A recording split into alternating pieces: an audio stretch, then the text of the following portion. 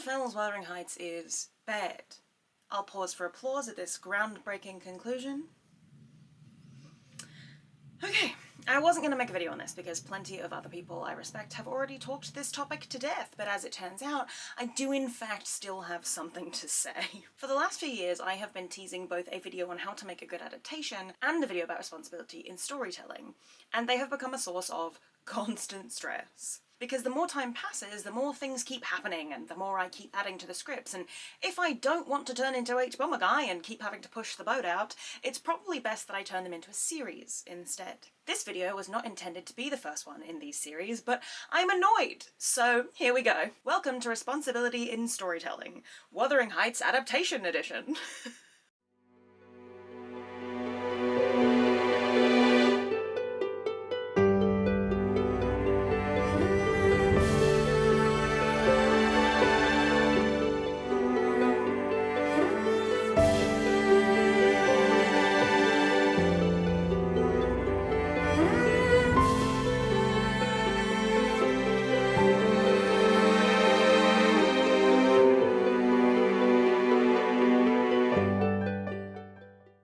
Wuthering Heights is a novel by Emily Bronte, published in 1847 under her pen name Ellis Bell, less than a year before her untimely death. It is partly narrated by a man named Lockwood and partly by Cathy's maid, Nellie. It follows Catherine Earnshaw and Heathcliff, who is adopted into the family as a child by Cathy's father and viciously bullied by her brother Hindley. The Earnshaws are dark-haired, and Cathy in particular is described as wild, and Heathcliff is described as ambiguously not white, although his exact race is uncertain. As they grow up together, the two of them fall into a mutual obsession, which is only cut off when Cathy expresses her desire to marry Edgar Linton for status, which Heathcliff overhears and then leaves in despair. When he returns years later with a significant increase in wealth, mysteriously sourced, he manipulates Hindley into handing over control of the estate and entraps Edgar's sister Isabella into marriage to hurt Cathy, and is also terribly abusive to her. When Cathy dies shortly after giving birth, Heathcliff implores her to haunt him, all while remaining terrible to the people left behind, and Isabella ends up running away to give birth in secret. Over a decade later, after Isabella's death, Heathcliff schemes to get Cathy's daughter, Cathy, I know, to marry his sickly son Linton in order to continue presiding over them forever. While they do marry, this doesn't improve Heathcliff's demeanour, and in fact, if anything, he becomes more wild and unruly. After the death of Linton, Cathy ends up confirming her love with Hareton, Hindley's son, and they confront Heathcliff together and regain control over their respective properties. He deteriorates quickly, and after descending into madness and obsession with his past love, is found dead in Catherine's old room. Hareton and Cathy make plans to marry and move forward in their lives. Ghosts of Cathy and Heathcliff are seen on the moors, and the narrator muses on them possibly being at peace. And that's how it ends. Yes, the cousins marry each other, it's 1800s England, that's par for the course. Let's drive a train through it. It is a novel about generational trauma, love, abuse, betrayal, revenge, and breaking the cycle. Emerald Fennell's Wuthering Heights is, not that. This movie opens on a public hanging and an erection, in case you had any idea that this might actually be a faithful adaptation. I wanted to quash that early. Cathy and Nellie witness it because, of course, what is shock value if it is not being witnessed, if a tree falls in the forest? In this film, the kind Mr. Earnshaw is combined with Hindley, who has died off screen before the events of the story, so now Earnshaw is an abusive alcoholic father, and him taking in a poor boy makes even less sense. Cathy and Heathcliff spend time together and become similarly obsessed as in the novel. Cathy plans to marry Edgar Linton for status reasons, which obviously aggravates Heathcliff. Cathy witnesses some BDSM stuff and then goes and masturbates on the moors. No, I am not joking, where Heathcliff finds her and they have a moment, but don't end up actually kissing. Cathy has a similar scene to the novel where she discusses marrying Edgar and not being able to marry Heathcliff, which he overhears and leaves before she finishes saying how much she loves him. So at least there's that, I guess. They managed to get the most famous scene from the novel into the film. Small victories. Heathcliff leaves, Cathy marries Edgar, Edgar paints the room's walls her skin colour, which is... we will fucking get to it, and 5 years later Heathcliff returns with his mysterious fortune. He is still bitter about her marriage, and in this version, despite this, they end up beginning a torrid affair, which is also just... oh my god, we will get to it. Cathy finds out that Nellie knew Heathcliff was listening to her, which is what sent him away, and she attempts to dismiss her, so Nellie retaliates by telling Edgar about their affair. Heathcliff finds out that she's pregnant with Edgar's baby, and he claims to not care, but then offers to kill Edgar, and when she rejects that, and him, he goes off the deep end. Or as much as this movie will allow him to, because again, we will get to it. He elopes with Isabella and begins a loveless but consensual BDSM relationship with her, and I am really level-headed and not at all furious about that. But again, we will fucking get to it. Cathy falls ill, as in the novel, but this time from an internal miscarriage which makes her septicemic. She forgives Nellie, not knowing that Nellie has been burning Heathcliff's continuing love letters to her. Nellie goes to tell Heathcliff she's dying, and it seems like maybe it's because she feels guilty, but then it's revealed that she's taking Isabella away while he rides through the moors to Cathy. The Wikipedia page says she's rescuing Isabella, which is wrong, but I'll explain that in a minute. By the time Heathcliff arrives, Cathy is already dead, and he climbs into bed with her body and begs her to haunt him. And there are flashbacks to their childhood, and then they, or their ghosts, kiss on the moors, and the last shot is him holding her body. And then, credits. I have extremely strong feelings about this movie. It takes a lot of things for me to outright despise a film. I give the benefit of the doubt to most storytelling simply because I love the human act of telling stories and bearing witness to the stories being told, and analysing stories is one of my favourite things in the world to do. There are only 3 films in the entire world that I actually hate, and all 3 of them are adaptations of stories I loved that misunderstood the source material on a fundamental level. Anyone But You, which I have previously covered extensively on the channel, the 2005 Pride and Prejudice, which I have referenced disliking numerous times, but most recently in my Aromantic video, and now this. For 10 years, Pride and Prejudice stood alone as my most reviled film, but now in the space of less than 2 years, it has been utterly usurped. I think this is my most hated film of all time, which is saying something, because I'm not nearly as emotionally attached to Emily Bronte's Wuthering Heights as I am to Jane Austen's Pride and Prejudice. It is not the worst film I have ever seen on a technical level. It is beautifully made, but it is the one that inspires the most outright rage and disinterest. So let's get into it. Wuthering Heights is brilliant, but there has yet to be a definitive adaptation of it. In fact, it is very famously impossible to adapt well. I've watched a bunch of them, and there's a pretty decent Japanese one, and the closest in accuracy is the Tom Hardy miniseries, but it's still missing a lot of important context. Put a pin in the Tom Hardy one, actually, because I'll bring it up later for different reasons. There was also a film stage musical adaptation in the 90s, which had Cliff Richard of Summer Holiday fame as Heathcliff, which is truly absolutely bananas. And very, very not good. I shall return, and I will be as rich as Lipton! Oh, Cliff. That was rough. That was not great acting. Back up to India? Oh no. Guys. Do you think he might be in India? So it's important to note that this book has a history of being misinterpreted and badly adapted, which is why I think some people are shrugging at Emerald Fennell's attempt as if it's just one interpretation, or at least that's what she wants you to think. You can't adapt a book as dense and complicated and difficult as this book. I can't say I'm making Wuthering Heights. It's not possible. What I can say is I'm making a version of it. I think the thing is everyone who loves this book has such a personal connection to it. And so you can only ever kind of make the movie that you sort of imagined yourself when you read it, and then you can, I don't know, I think I was sort of focusing on kind of sadomasochistic elements of it. And so, but that's the great thing about this movie, is that it could be made every year. Wuthering Heights is an enduring classic for a reason, and it isn't my personal favourite novel, but it is my mother's. So once I watched the film and ensured that she never would in order to keep her from physically attacking Emerald Fennell, I asked her why she loved the book so much. She read it for the first time when she was in high school, at a similar age to when Emerald Fennell claims to have read it first.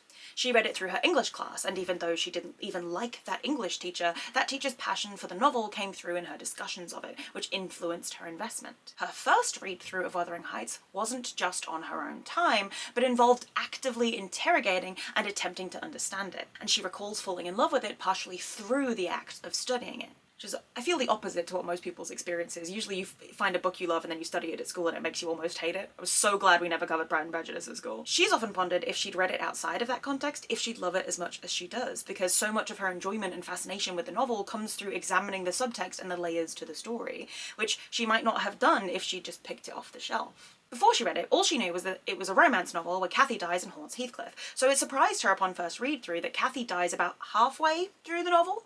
She had expected that Cathy would die and haunt him towards the end, and was shocked to find that element was only one part of the whole. Her haunting him is also not as major of a part of the story as the colloquial idea of the novel would have you believe. It comes up a few times, and it is the catalyst for Lockwood learning the story in the beginning, but her haunting is really only majorly affecting Heathcliff, and is tangential to the rest of the characters. On that, part of the reason why it's so interesting the way this story is told is that Lockwood is narrating it. And he's not even getting it firsthand, he's getting it through Nellie, so he's getting her interpretation of all of these events. So you know as you're reading it that this is being filtered through two people's perspectives and biases. He's only met some of these people, and he's building his interpretations of the rest from his own interactions. He himself is a upper-class gentleman who has shown up in this wild place with no knowledge of the goings-on and is trying to understand it all, which colours everything he says about the events of the story. Part of what my mother loves about it is the narrative process of peeling away those layers to try and get at the story beneath, to investigate which parts might be true and which parts might be altered or misinterpreted through the narrator.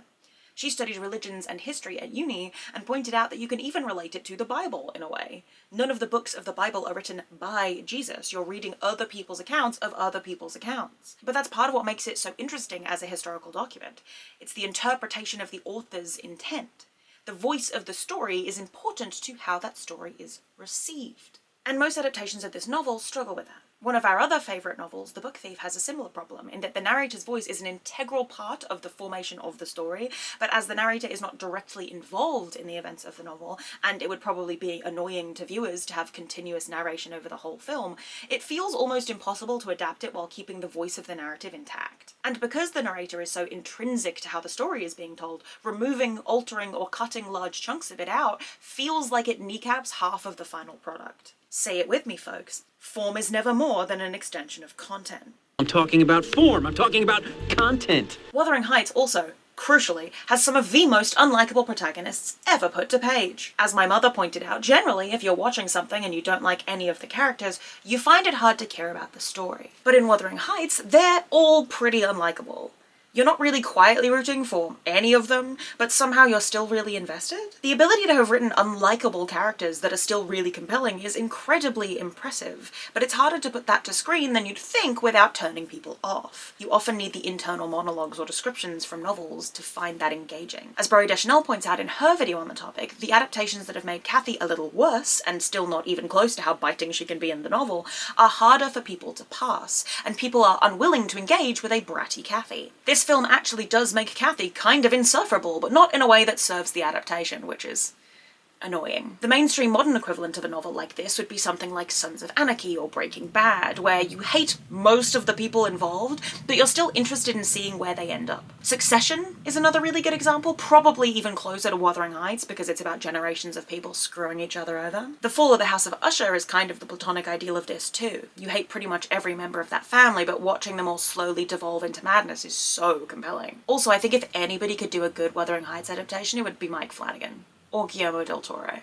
Or both to get— anyway, there's loads of revenge and people wishing harm on other people and being underhanded and cruel, often with irredeemable actions involved, but you read it because you have to understand where these people end up. You don't expect a happy ending, at least not for the original generation characters. You can only hope that the children will escape this mess somehow. Heathcliff's only motivation is revenge. He gets wealthy for revenge. His revenge pushes him to hurt Cathy, Hindley's son, Isabella, young Cathy, his own son, and even himself in the process.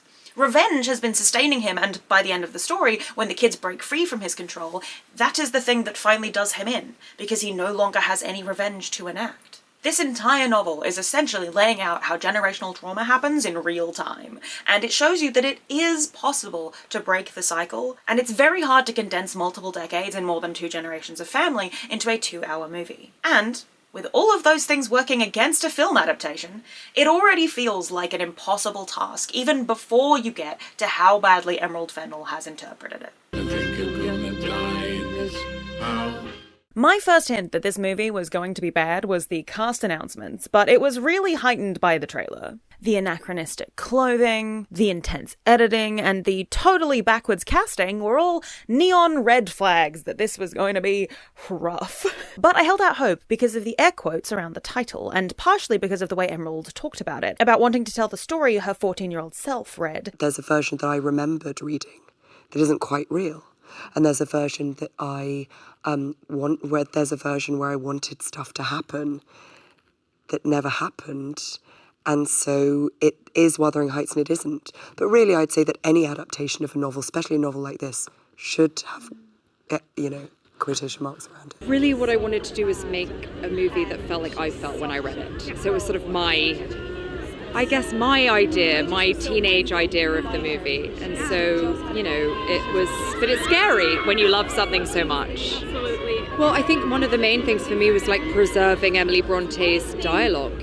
She's such an exquisite writer of dialogue. And so even though there are things in the movie that maybe kind of, feel slightly different, it's very, very faithful to her words, and that meant a lot to me. So that was a fucking lie. And I thought maybe we were going to have some kind of a Lost in Austin situation where the reason Margot Robbie is Kathy is because she's a textual self-insert that subverts the story somewhat. It turns out that what she actually meant by that is that she wrote a script based on a half-remembered book that she doesn't have any respect for. From the casting announcements, we could have figured that out, but like I said, I wanted to give her the benefit of the doubt. Heathcliff is not white, as hundreds of other people and better YouTubers have pointed out. And that is the crux of his character. It informs everything about how he interacts with the world and how it interacts with him. Kathy is dark-haired and unkempt and wild, and she sees these parts of herself in Heathcliff, but she knows she needs to become more sensible in order to ascend in society. The Lintons are representative of who she is trying to become, of society, because they are put together, and upper class, and blonde. But no, in this, Kathy is blonde and has a posh accent because she's Emerald's self-insert, but not in a creative way. Heathcliff is Jacob Elordi because he looks how Emerald imagined him based on the cover of the novel she read when she was 14. The Lintons are dark-haired, and Edgar is not white, and neither is Nellie, who is now the active antagonist of the story for some incomprehensible, unfathomable reason that probably has a lot to do with implicit racial biases in upper-class white British women. Edgar painting the walls the same colour as Kathy's skin is also racially charged in a way I'm extremely uncomfortable with, but it's never really addressed within the narrative, so I'm not sure we were actually supposed to read into it that way, which concerns me. I also put these sheets on my bed to make a point about that. Nellie is also implied to have a big lesbian crush on Kathy that makes her evil, which is just, I don't even have the energy to be angry. I'm just so goddamn disappointed. Let's demonize sapphic women some more, because there weren't enough kinds of people misrepresented by this film already. This isn't just interpreting things her own way, this is directly ignoring important aspects of the themes and plot of the novel she is adapting. Also, they're all from fucking Yorkshire, and should have Yorkshire fucking accents. But in this one, only Heathcliff does, and Elordi, I am sorry to say, isn't doing the best job with it. To be fair to him, Margot's Aussie accent is also in constant danger of slipping through, so it seems like it was an on-set problem rather than his personal failure. Go away! Leave me alone! Oh God, I will die! Don't die, it's not worth dying over. How dare you laugh at me, you devil! This is your doing! It's not that this film shouldn't exist. It's that this film shouldn't be called Wuthering Heights. Inspired by, set in the world of, somewhere in that universe, but it isn't the story of Kathy and Heathcliff. This movie is not Wuthering Heights. It just isn't. It wears their names, but it doesn't bear their faces or their stories. It is an ersatz attempt to wring controversy out of the book by swapping out the actual dark themes for some BDSM instead. Put a pin in that. I cannot stress enough that the love story between Kathy and Heathcliff is only the first half of the novel. And the second half is Heathcliff torturing her kid and her brother's kid, because even after she dies, he cannot let his quest for revenge go. And this film only adapted the first half badly, and then not only not adapted the second half, but has also not written any of the kids from the novel into the script. Hindley doesn't exist, so no Hareton. Kathy dies in childbirth, so no young Kathy. Isabella is kidnapped to save her, so no Linton. Emerald Fennell took a novel about generational trauma and removed the generations! I'm just gonna let that sink in for a second, because oh my fucking god. This is where the two concepts of adaptation and responsibility in storytelling collide, because adapting something badly is annoying, but it's not necessarily irresponsible. But taking a novel with complex themes of generational trauma and actual domestic abuse and breaking the cycle and watering it down into a Victorian BDSM cheating romance fantasy is actually horrific. And actually, making Heathcliff a romantic lead the way they have is genuinely irresponsible, as is saying things like this. You're Kathy. No, literally, I wish. I just need to find my Heathcliff. He'll find you. Maybe find your Edgar in the meantime. You never, ever, ever want your Heathcliff to find you. If a Heathcliff finds you, you will either be trapped in an abusive relationship or suffering from stalking, revenge, and torture. He's an antagonist, you great big numpty. Portraying Heathcliff as a watered-down, brooding romantic hero isn't just gross and irresponsible, it's also explicitly stated in the novel that he is not one. She abandoned them under a delusion, he answered, picturing in me a hero of romance and expecting unlimited indulgences from my chivalrous devotion. I can hardly regard her in the light of a rational creature, so obstinately as she persisted in forming a fabulous notion of my character and acting on the false impressions that she cherished. See, my Yorkshire accent isn't great, but it's fucking better than this. Novel Heathcliff is actively abusing Isabella. He murders her dog just to spite her. That's not subtext, that is shit that he says out loud. She cannot accuse me of showing a bit of deceitful softness. The first thing she saw me do on coming out of the Grange was to hang up her little dog, and when she pleaded for it, the first words I uttered were a wish that I had the hanging of every being belonging to her, except one. Possibly she took that exception for herself, but no brutality disgusted her. I suppose she had an innate admiration of it, if only her precious person was secure from injury. Now, was it not the depth of absurdity, of genuine idiocy, for that pitiful, slavish, mean-minded brat to dream that I could love her? He goes on like this for many more pages, by the way. I've just cut a bit out of the middle. And not only does Emerald Fennell make Isabella a consenting party in a BDSM relationship who actually enjoys being degraded, but there is a scene in this movie where he has her chained up and treats her like a pet dog, presumably in reference to the time that his novel counterpart murdered Isabella's dog! Nothing. She has been insolent. And then, while making this famous abused character from the classic canon into a willing participant, she also still finds a way to stoop further, by having Nellie rescue her at the end. So her autonomy means nothing, then? Either she's happy with Heathcliff, and Nellie is actively ignoring that to step in, or she's secretly miserable and the movie is made badly. Either way, I absolutely despise it. E.L. James has already done enough damage to the public perception of BDSM, but I guess Emerald felt there was an untapped market when it came to pet play. So, congrats on that, I guess. And also, Emerald Fennell, I am in your walls! How about we stop demonizing communities that are already woefully misunderstood by the general public, you unscrupulous toff? The disrespect for that character is unparalleled, but it also misunderstands the point of the story that it is supposedly trying to tell, which makes everything worse. You can still tell Wuthering Heights while including these BDSM moments, and you don't even have to tweak the story that much, or misrepresent the concept of sadomasochism in the process. We already have the scene of Kathy seeing the servants go at it and getting horny about it, so why not, instead of having their affair montage be a bunch of boring vanilla sex, have them engage in the kind of BDSM stuff that Edgar would never do? It taps into this part of Kathy's psyche that is tied to Heathcliff's, this wild and untamable thing that they both share, and even though I think having them consummate their relationship entirely defeats the point of the novel, which is that they're never able to do that, and it drives them both to their deaths, if you are going to have them consummate it, at least make it thematically fucking relevant! Then, when Heathcliff is rejected and marries Isabella to spite Kathy, have him take it too far. Even if you want to make her a willing participant in the BDSM shit, which is dumb but sure, you can still make him abusive by taking advantage of her willingness to actually hurt her.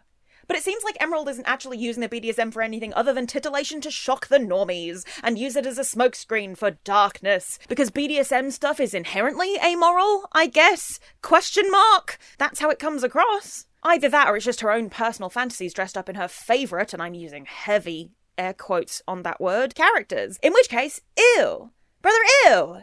Icky. You can't simply just put it to the other extreme and assume us to all be like, oh yes, it's reclaimed? No. Brother, ew.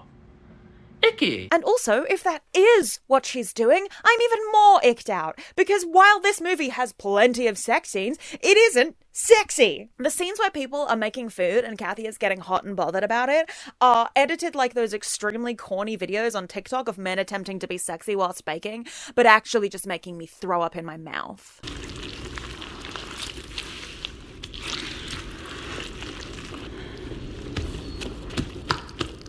Are you feeling quite right? What? Oh, yes, fine. Ugh.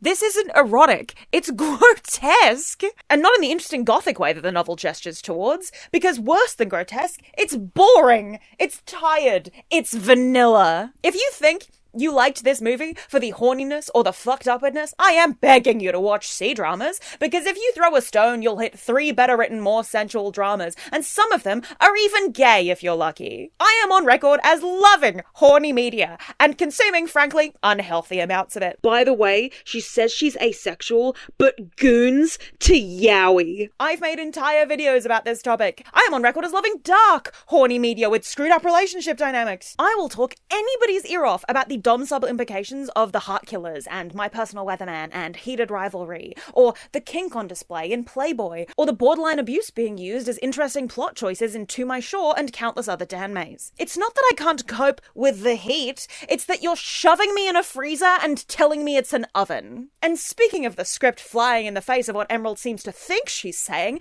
let's talk about that torrid affair, Because Emerald made a big stink about the fact that they're finally consummating their love, but doesn't seem to notice how doing that and then having Kathy die of a miscarriage within the text of the film is actively punishing her for said consummation. She fulfills her desires, and she dies for it. And not only that, but her death scene was awful. As I mentioned all the way back in my Blonde video, my university dissertation was on the romanticization of women in death, so I have the unique qualification to talk about this. As I said in that dissertation, when women die, it must be a tragedy and it must be beautiful. I have never seen any movie embody that idea harder than Emerald Fennell's Wuthering Heights. Trigger warning for imagery, skip to this point if you don't want to hear or see it. When Kathy dies, she is semi-upright in bed under pink satin sheets, and blood pours from between her legs and slowly stains the bed and then the carpet. The camera lingers on her, relishes in the spectacle of it, and it's awful. And not in the way it's intended to be. The shot before that of her with the leeches would have had just as much effect. It isn't thematically relevant or interesting. It's not shot this way because it tells us something about the characters or the setting or the story. It's shot this way because Emerald Fennell thought it looked cool. I am disgusted. Not in a titillated way. I'm sure that's the reaction she wants because her previous 2 films have followed a similar trajectory. And then Act 3 takes a sexually violent turn and you have to pretend to be surprised by that turn. But I'm not upset because I'm scandalized by the spectacle. I am upset because down to the very bones of this film, Emerald Fennell shows a callous and frankly irresponsible disregard for the source material, for any of the identities she's portraying, and for women in general. I'm just genuinely upset that a movie that is trying to tell me it is a cool, modern subversion of a classic gothic novel is actually incredibly conservative and misogynistic when you actually get down to it. It is a hollow simulacrum of Wuthering Heights, and that isn't excusable just because she puts the title in quotes. And speaking of hollow simulacrums, let's talk about why this happened. Okay, great gowns, beautiful gowns. Reducing everything down to tropes and archetypes has made a population that reads things based on a checklist instead of caring about the character's internal world or the universe of the story. Don't get me wrong, I fucking love a good trope and a good archetype, but I want them to serve the story, not be the foundation upon which the entire story is built. Enemies to lovers is great, but I need to give a shit about the characters and their backstories and why they're enemies and how that turns them into lovers. You can't just slap some bland antagonism on them and call it a day. Blurbs on books now basically list off their tropes rather than provide any actual identifying information about the story, and it's frustrating. Booksellers have taken the popularity of tropes in fanfic and tried to translate it to physical books. And the reason that doesn't work, or it shouldn't, is that when you read fanfic, you're already familiar with the world and the characters. So looking for tropes makes sense.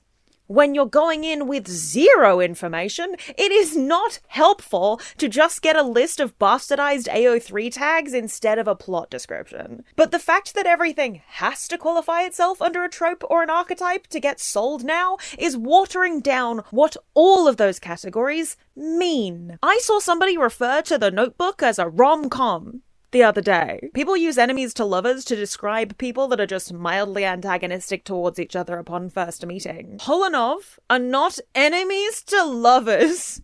They've been lovers literally the entire time. In relation to Wuthering Heights, this means that seemingly nobody knows what gothic romance means anymore. To them, gothic is the visuals and romance is the plot. Actually, the gothic part modifies the romance part in the same way that comedy does in rom-com.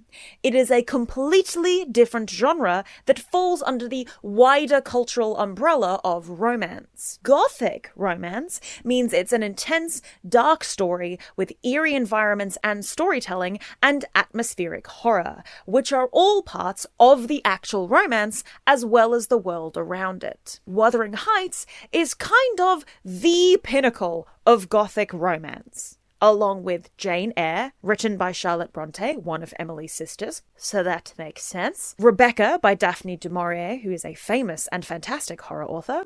Carmilla by Sheridan Le Fanu, which is arguably gothic romance. And if you want a more modern example, although it leans more horror than romance, Mexican Gothic by Silvia Moreno Garcia. If you want an example of a well-made gothic romance film, look no further than Crimson Peak, Guillermo del Toro's stunning 2015 masterpiece. Seriously, it's so good.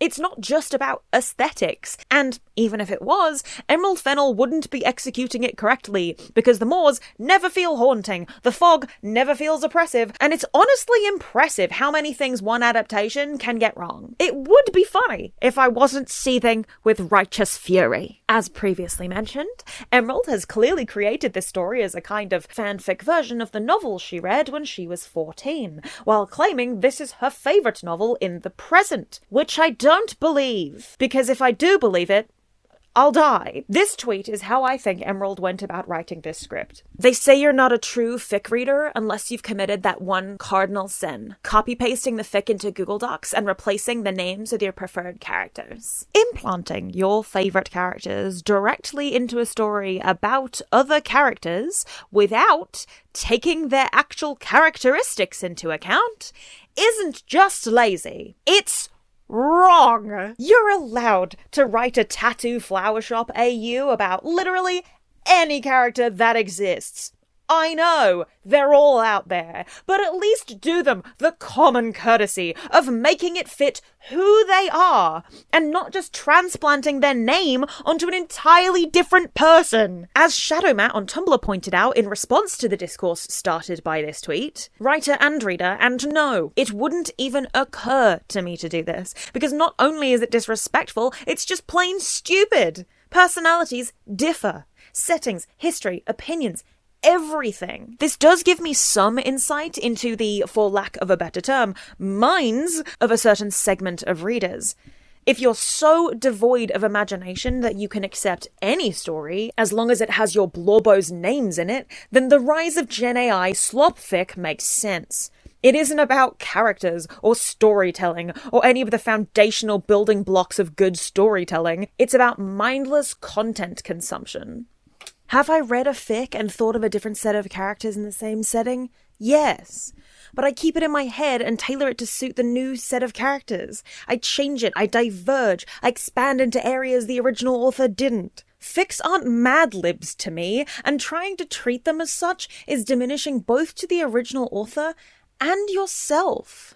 Keeping it in your head means you don't have to worry about quality or coherence or whatever. You can endlessly tweak it to suit your needs. If you need to have it written down but you can't write, try prompting a fic writer for your preferred pairing. That way, some of the broad strokes might be the same, but you'll have a whole new story to enjoy. One that's tailored to the couple or throuple or whatever. It's also disrespectful to whatever thing you're copying, because the implication is that it's not unique enough. And it's especially disrespectful to fanfic writers, many of whom are actually trying to do something different and find their narrative voice. Who cares when you can just shove your faves in there like a square peg into a round hole? One of my old friends in the 100 fandom who wrote Bellark fics, who's written some of the best things I've ever read. Like, when people talk about reading fanfic that's as good as novels, she's one of the first people that springs to mind.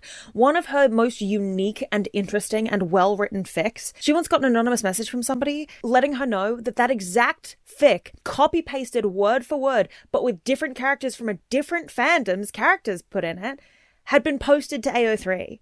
And when she confronted this person, they just freaked out and orphaned their account. And the reason why this is so frustrating is that if they deleted the fic, that'd be one thing. Like, hell yeah, good on them, thank you. But they didn't even do that. They just orphaned their account, which means that the fics are still up and still able to be read, and they can't be deleted. Disrespectful on so many levels. And it was really fucking hurtful to her as somebody who'd spent a long time, like, working on those fucking... Oh, Jesus, it's so infuriating and so disrespectful to art. It's the reason why AI art has become such a big thing over the last 2 years. It's this devaluing of effort and devaluing of the experience and ideas and work that you put in to make something exist. That's the part of art that is important. Yeah, end product's great, but like, I don't print Van Gogh's Starry Night out on my printer and stick it on my wall and then go, I did that. No, bitch.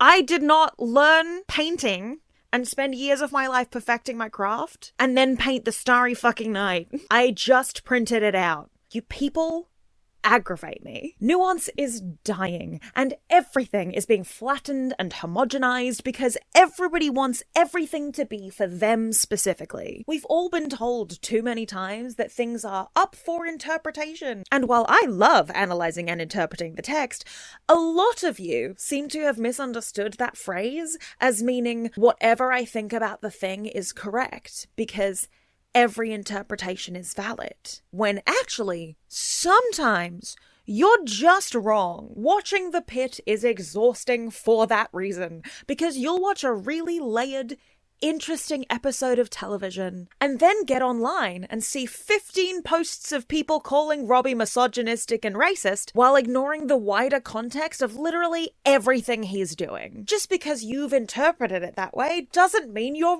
right. Just because Emerald Fennell has remembered Wuthering Heights as a steamy romance novel where the rest of the characters are an inconvenience at most doesn't mean that she's right. Taking all of the important characters and story beats out of Wuthering Heights isn't an interesting narrative choice. It's just lazy fanfiction where she hasn't even bothered to get the characterization of the romance right, which is especially egregious when you consider that it was the one thing she hadn't removed. I've read fanfics like that. The mercy of those fanfics is that at least they're posted for free. If Fennell wanted to interpret 14-year-old Emerald's version of the story, she so easily could have done a Lost in Austin type story where the self-insert protagonist gets isekai'd into the novel and discovers things to be different from how they're written, and it would have been a better use of all of our time. Lost in Austin is actually a good example of an off-kilter adaptation that somehow works, by the way. As a child, I loved it. Even though Pride and Prejudice was my favourite book and it changed a lot, because it clearly wasn't actually trying to adapt the novel. It was trying to take the characters and do its own thing with them to make its own story. And even that series, which I absolutely adored for years, I have soured on as time has passed. Don't get me wrong, nostalgically I will always fuck with it, but as a lover of the book, and now a fully grown adult with a writing degree under my belt, some of the changes made in the show do irk me now. The main one being Wickham. I love Wickham in Lost in Austin. He's fun and cheeky and kind of a lovable rogue. You are a bastard, but you are the right bastard at the right time. Everyone you know, Miss Price, will one day prise your fingers from the raft and watch you drown. It's the way of the world. Everyone. Except me. And that's a huge fucking problem. because the entire point of Wickham as a character in the source material is that he's incredibly charming, which is how he gets away with doing absolutely despicable things. Wickham grooms 2 separate teenage girls, and only marries the second one because he was actively forced to, lest it ruin her reputation and consequently her entire life. He doesn't care about her. He just wanted a victory over Darcy and to get his rocks off with a girl impressionable enough to worship him, because she was too young to know better. Watering Wickham down when Colonel Fitzwilliam was right there is frustrating, and displays a lack of care with the source material and a character who is an interesting villain, precisely because nobody could believe a man as charming and well-spoken and handsome as that could do any wrong. But again, I'm more willing to forgive it because it isn't actually claiming to adapt the novel, but implying that the novel got a bunch of things wrong. And Amanda is finding all of that out in real time. And not only that, but her very presence disrupts the narrative and causes a bunch of plot beats to go haywire. That's why I can kind of forgive the rest of the stuff, but not so much the Wickham stuff, because the Wickham stuff, they're saying he would have been a good guy regardless of whether she entered the story or not, which is annoying. Emerald could have been inspired by Wuthering Heights to create a semi-dark gothic aesthetic romance, and it probably would have been received 1,000 times better than this was. You know how I know that? Because Crimson Peak exists. Plenty of people write novels and movies that were inspired by the things before them. That's been the nature of storytelling literally since the dawn of time. We're also currently living through the age of fanfic adaptations as OCs, so there is actual precedent for just filing the serial numbers off your fanfic and slapping new names on them. But no. Emerald fancied desecrating these 200-year-old characters written by a woman with far more nuance and integrity in her single novel than Fennell has in her entire body of work. That felt mean. Am I going to cut it out? No. It doesn't matter how many times she says that this isn't a real adaptation and that there can be no possible true adaptation and that that's why she put the air quotes on. You have called your film Wuthering Heights. You have given every single character the name of the characters that exist in the novel. You are taking the extremely bare bones of the plot. You cannot do all of those things and then try and wriggle out of accountability by being like, oh, well, nothing can be a true adaptation. It's not really an adaptation. Fuck you, dude. The more I think about this, the angrier I get. As an aside, I also hate how they marketed this movie. I don't dislike Charli XCX's soundtrack. I actually think it's one of the better choices made regarding the film, but I do hate the anachronistic costumes and styling, and I really, really hate every puff piece about how Margot and Jacob had basically fallen into a mutual obsession with each other to mirror their characters, which doesn't work when they are both in relationships with other people, and their on-screen chemistry is not enough to make me think they had an affair. Why the fuck you lying? Why you always lying? Oh my god. Stop fucking lying. This quote actually infuriated me particularly, where Jacob says, there'd be a moment we'd be running hand in hand through the moors, maybe not even in the scene, just setting it up, where I'd look across at her and she'd be looking at me, and you really realised you were looking at Catherine and she was looking at Heathcliff, Elodie said. And in that moment, we really were a part of their love, for real. You can almost imagine that the spirit of this love that Bronte created is sort of floating around there. It really did feel like we were catching little pieces of that unrequited love. Because once again, fundamental misunderstanding of the source material, both in romanticizing it and in somehow de-romanticizing it by calling it unrequited. It wasn't unrequited. That's actually the entire point of the novel. It's extremely requited. They're both obsessive about each other, and that's what causes their lives to spiral. Am I being gaslit by the entire cast of this fucking movie?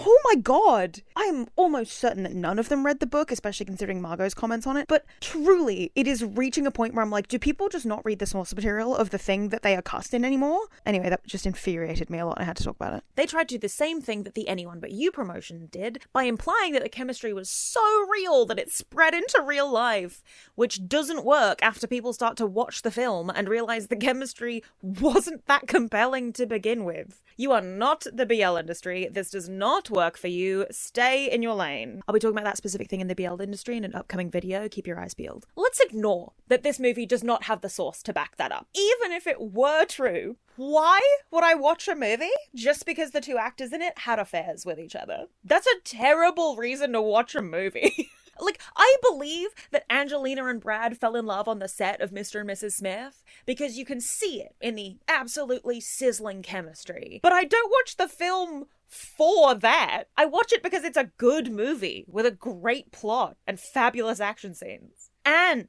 sizzling chemistry. Also, it's fuck Brad Pitt forever, in case you weren't sure. But it is the most famous example of an affair on set outside of, like, Richard Burton and Elizabeth Taylor. And the only reason the movie is still lauded is because it's a good fucking movie. I know that because there are plenty of other high-profile affairs that have happened on set, and almost none of you could tell me what the actual movies were. Even if I told you about the affair themselves. Meg Ryan's affair? What movie was that on? And listen, Amanda, I love you, but when you said this, I lost the tiniest bit of respect for you. I don't know why people hated that movie. I freaking loved it. There are things that I'm like, oh, I wish, but I loved it. And everyone's like, it's not Wuthering Heights. I'm like, do you really want Wuthering Heights? No. Do you want that story? Yeah. But it is. There's so many iterations of Wuthering Heights. Mm-hmm. You can literally see Tom Hardy meet his wife in real life in Wuthering Heights.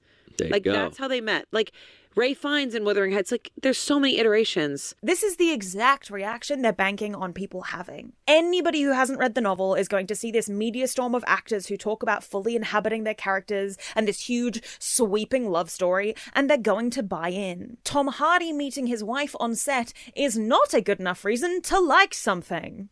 But they're desperate for you to think it is. Because this isn't a gothic romance, or even a dark romance. It's just an affair between two selfish people, and I'm sorry, but that's so boring. I've watched better cheating media than this. Everybody go watch The Cornered Mouse Dreams of Cheese if you want gay, extremely horny cheating media. It's awesome. This is a bad adaptation, with no effort made to portray a story of abuse and generational trauma as anything other than a Mills and Boon novel. And actually, I respect Mills and Boon novels too much to make that comparison. Emerald Fennell is desperate to do things for shock value, while not having enough real-world experience to know what actually makes the story titillating, because she's a rich, privately educated white lady who is just projecting her fantasy of a hot Victorian man ravishing her onto these incredibly complex characters. And look, I wasn't going to bring it up because almost everybody who has talked about the racial implications of the casting of Wuthering Heights has already brought this up. But casting Shazad Latif in your film and having it not be as Heathcliff is sacrilegious, especially when that man is going around all the publicity junkets looking like this. This man is so fine, and you're making me look at Jacob Elordi for an entire movie? Jail. Jail for Emerald Fennell for 1,000 years. And also, I refuse to pronounce her name as Fennell. I'm not that posh. Absolutely not. She's Fennell to me. I will not dead name anybody, but I will mispronounce posh people's names. You misuse this, man? Come on, dude. It's like she's on a personal mission to piss me off specifically. I gave Saltburn the benefit of the doubt, even though it's revealed halfway through the film that Oliver isn't poor, he's middle class, because at the very least, I thought it was somewhat diverting talented Mr. Ripley fanfic. But when you add this film into the mix, it's clear she just does not understand the big themes she's determined to tackle, or the nature of catharsis in narrative storytelling. She just likes to hold them up, as if labeling the tropes is the same as exploring them. Kathy and Heathcliff are not good people. They're complex and bitter and mean and condescending, and they lie to each other and themselves. And that's what makes them staples of the literary canon. Kathy is a difficult character to empathize with because she's so acerbic and selfish. Heathcliff kills and strings up her dog. just to hammer home to his new wife that he doesn't love her and he'll continue to be abusive. And then he brags about that to somebody else. The worst thing these characters do in the movie is cheat on their significant others. Heathcliff also participates in BDSM, which is implied to be some kind of negative indicator as to his character.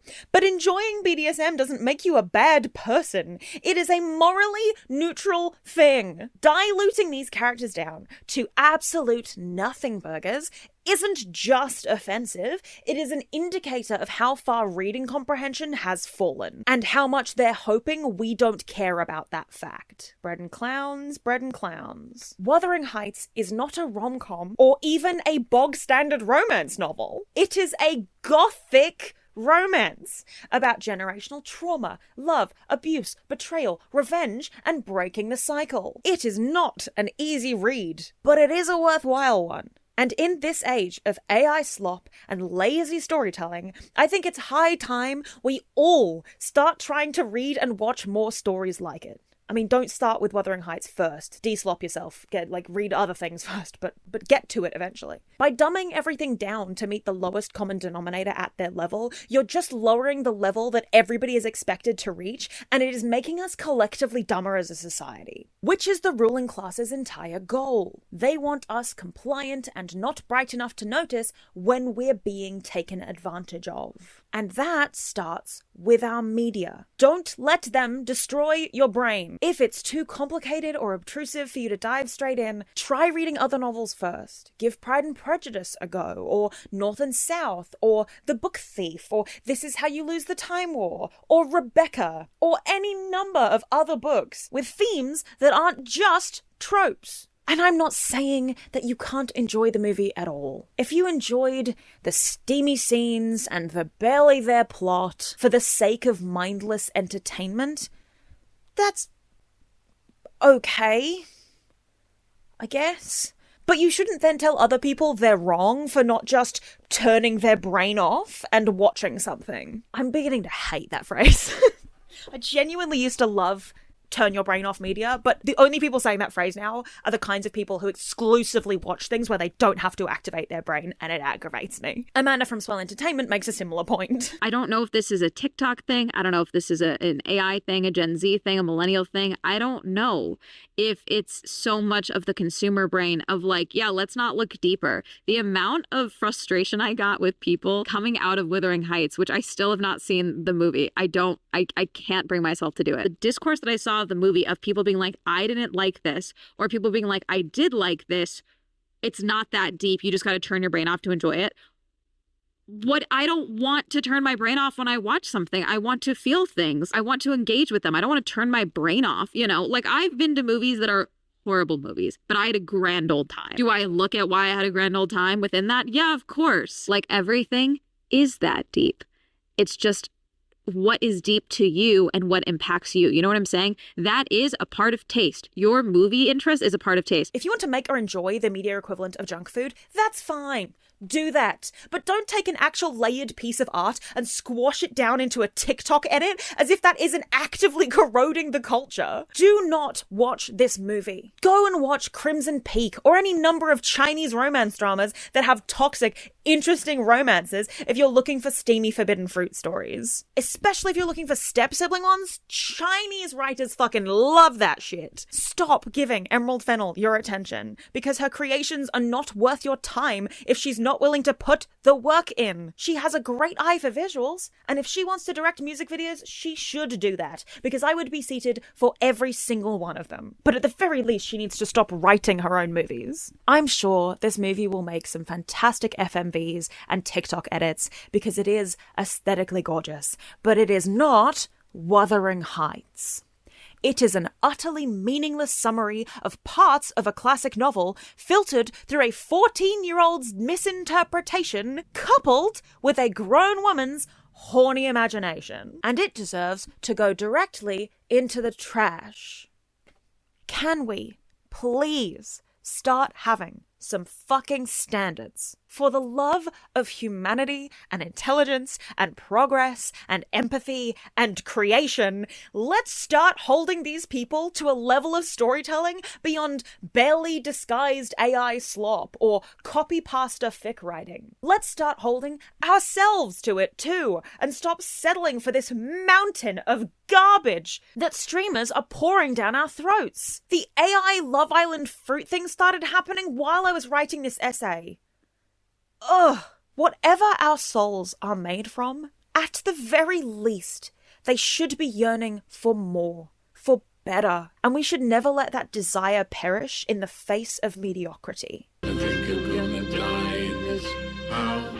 I explained part of the plot of this film to my mother when I was asking her for her thoughts on the book and why it works. Even explaining parts of the plot to her, I was getting so mad. I was getting so cross because I can't believe this exists. I can't believe that this passed through editors. And this is part of the problem with like the auteur theory, right? Where like we keep having less and less people in a writer's room and less people to veto things. And it's really hard when like the director and producer is also in charge of the script. But the fact that Margot Robbie was like, oh, I'm so glad this is the first version of Wuthering Heights that I was able to experience.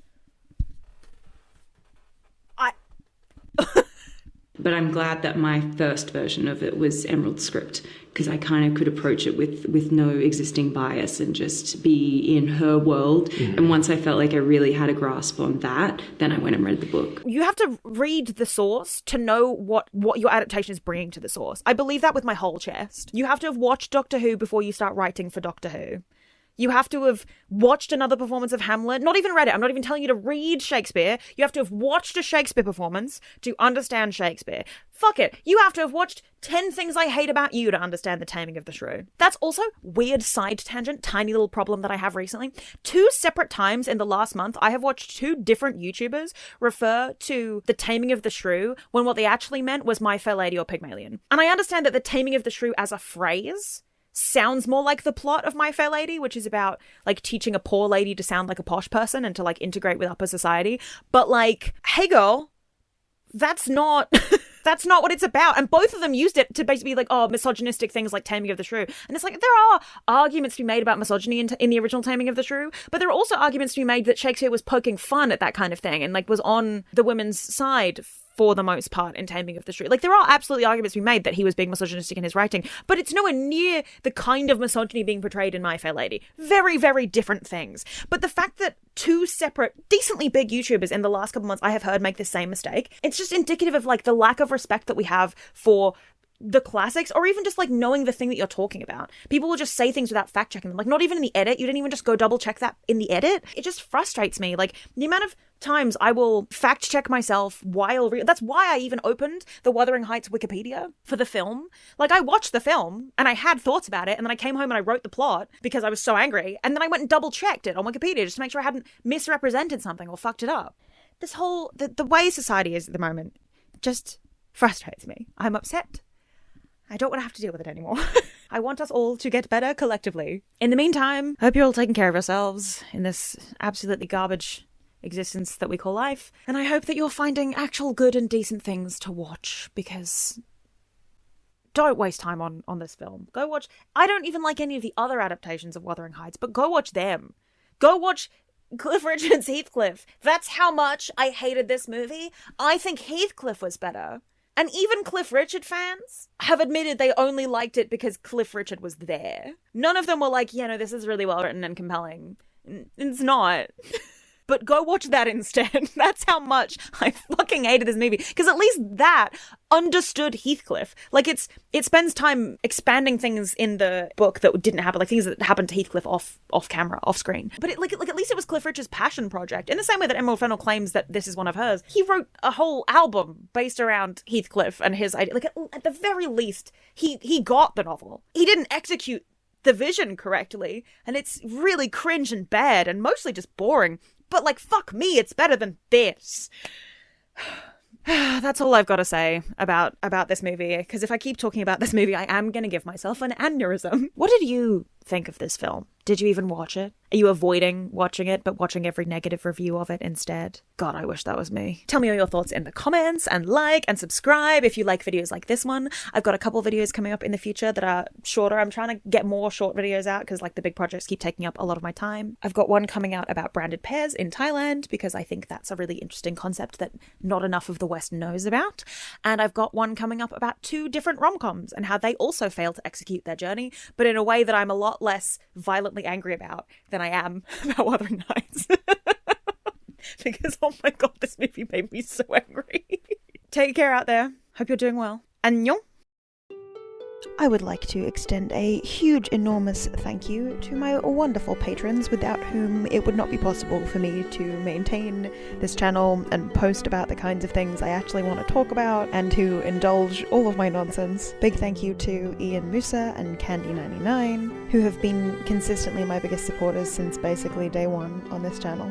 Enormous thank yous to my rooftop dwellers, Cast, Dana Brand, Nick Hook, BPs, Ace of Lights, Cal Kale, Best Dressed, Sunshine Shay, Deborah Laban, Sarah Parker Schemmelt, Ghost Porcupine, Callum McLeod of Clan McLeod, Whoop Whoops, Lilac Rose, CS, Rihanna, Carolina, Chris K, E. Teddy, Renelia Delgrange, Jellywa, Suniyama, Tiny Wooden Tree, Tan, K-Guard, Rem Sleep, Kirstan, Ellie Walker, Star Heron, and Easter.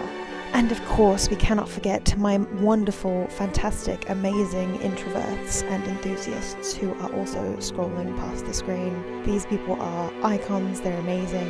I haven't been great about posting things super regularly as like Patreon exclusive content. I tend to use Patreon mostly as a place for updates and as a place for early access or uninhibited access, so versions of the videos that I haven't had to like massively censor. Like for example with this one, the original edit for the intro was a combination of House and Everything is Romantic by Charlie XCX. I'd done like an interlaying thing of those, and basically the YouTube copyright system said no, there's like 5 seconds too much of House, so you can't use that, which was really frustrating. And also the Why the Fuck You Lying song also got copyright struck, so the original version of that is up on the Patreon. But I have been posting more Patreon exclusive content lately. Like I alluded to in this video, there is a reaction video of Cliff Richard's Heathcliff.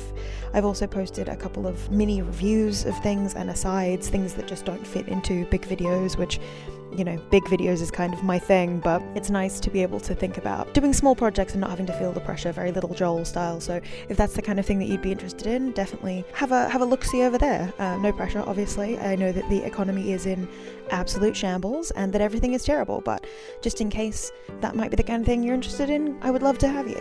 In the meantime, I hope you are all taking care of yourselves, doing well despite everything being on fire, and I hope that my videos can be at least some reprieve from that. Whatever our souls are made from, it doesn't matter if they're the same. We're all still humans and we all still need to take care of each other. Annyeong.